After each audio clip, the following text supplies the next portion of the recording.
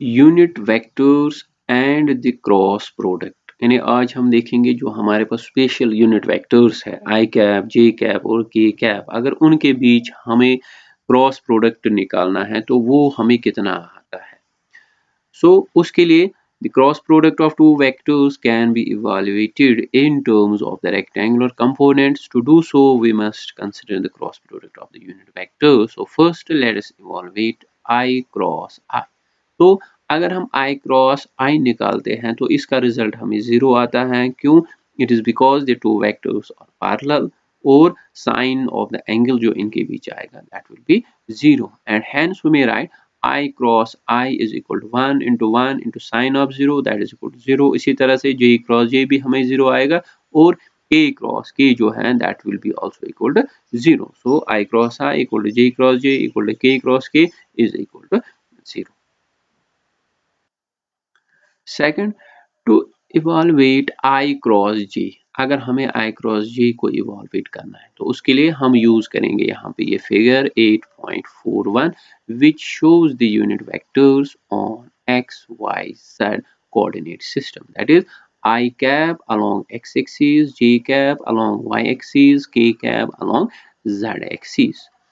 The magnitude of each unit vector is 1, we know that, and so the magnitude of I cross I is 1, that is अगर हम magnitude of I cross J हम अगर देखेंगे here this is I cross J, ठीक, इसकी magnitude हमें 1 आएगी, that is उसका मतलब हो magnitude of I cross J is equal to 1 into sine of the angle between them that is 90 degree, so it is equal to 1। तो means I cross J जो है इसकी मैग्नीट्यूड हमें कितनी आती है 1। Now what about it is direction?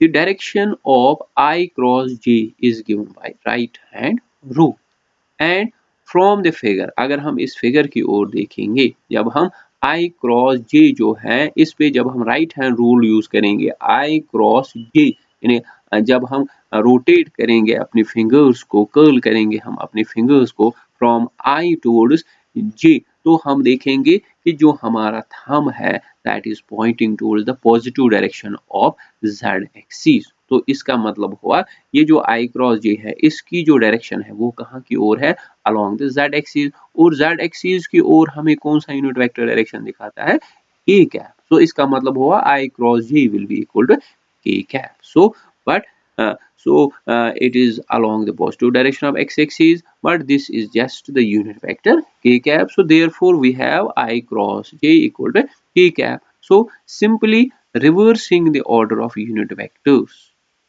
अगर अब यानी रिवर्स करेंगे ऑर्डर, I क्रॉस J नहीं लिखेंगे, अब अगर हम लिखेंगे J क्रॉस I, तो J क्रॉस I अगर निकालेंगे वो भी हमें बनेगा एक unit vector, same unit vector that is K cap, but that will be pointing opposite to the direct positive direction of this, that axis means यहाँ की ओर, तो लिहाजा वो यूनिट वेक्टर बनेगा minus K cap। So I cross J is K cap, J cross I is minus K cap। Similarly, इसी तरह से you can see from the figure easily that J cross K is equal to minus times K cross J and that is equal to I cap। K cross I भी आप निकाल सकते हो, I cross K भी आप निकाल सकते हो easily, तो आप देख सकते हो इसका वैल्यू हमें J cap हमें आता है एक केस में और दूसरे केस में minus J cap। Now consider three dimensional vectors A vector and B vector, यानी अब हम A वेक्टर और B वेक्टर को लेंगे इन कंपोनेंट फॉर्म।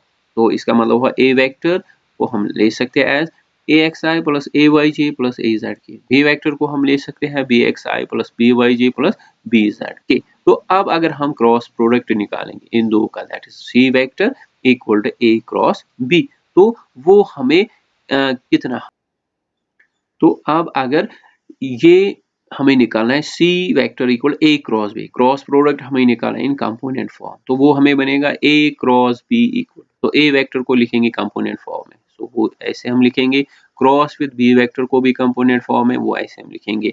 तो इसके बाद the distributive property allows us to carry out the multiplication and we get, that is again a home assignment for you। तो आप यहाँ पे निकालोगे A cross B equal to, तो यहाँ पे AXI जो ये है इसके जरिए हम क्रॉस निकालेंगे इन तीनों के साथ।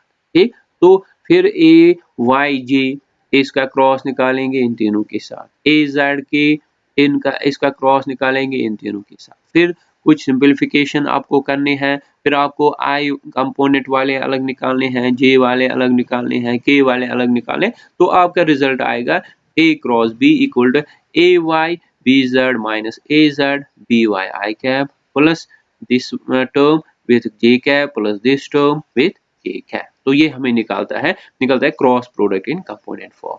नाउ ये जो क्रॉस प्रोडक्ट है इसको हम लिख सकते हैं डिटरमिनेंट फॉर्म में भी। So in determinant form this can be written as a cross b equal to, तो यहाँ पे this is the representation of the determinant. So यहाँ ऊपर आपको पहले रो में हमें क्या लिखना है, आई कैप जे कैप और के कैप। सेकंड रो में आपको ए के कंपोनेंट्स लिखने हैं, A X A Y A Z. Third row में आपको बी के कंपोनेंट्स लिखने हैं, B X B Y and the B Z. तो इसी रिजल्ट को हम ऐसे भी लिख सकते हैं, a cross b is a vector c vector which is equal to c x i plus c y j plus c z k, where c x क्या है, इसका वैल्यू हमें ये है, सी वाई क्या है, इसका वैल्यू हमें ये है, सी जेड क्या है, इसका वैल्यू हमें ये है। सो ये हमने कंप्लीट की various properties of the cross product.